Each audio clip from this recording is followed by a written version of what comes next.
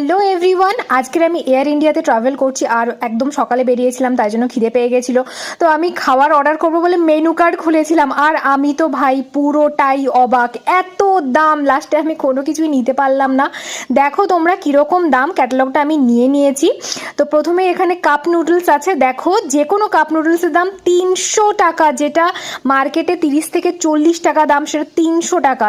এছাড়া উপমা, veg biryani, chicken biryani এগুলো কিন্তু একেবারে কম অ্যামাউন্টে 300 টাকা। ড্রাই ফ্রুটস থাকলে বা একটা ট্রিটের থাকলে সেগুলো 200 টাকা। আর দেখো একটা স্নিকার যেটা 10 টাকায় পাওয়া যায় সেটার দাম 200 টাকা। বিস্কিট প্রত্যেকটা 200 টাকা দাম। এবার তোমার যদি ড্রিঙ্কস খেতে ইচ্ছে করে, এরকম ছোট ছোট স্প্রাইট, কোকা কোলা, এগুলো দেখো কত দাম। তারপরে দেখো এখানে চা কফি যদি খেতে ইচ্ছে করে, ও মা রে মা, এইটুকু চায়ের দাম 200 টাকা। আমার তো মেনু কার্ড দেখে পুরো মাথা গরম হয়ে গেছে। তারপরে দেখো এগুলো যদি তোমরা খেতে চাও তাহলে অর্ডার করতে পারো, তবে 400 টাকা দিতে হবে। তো এটাই ছিল আমার এক্সপিরিয়েন্স।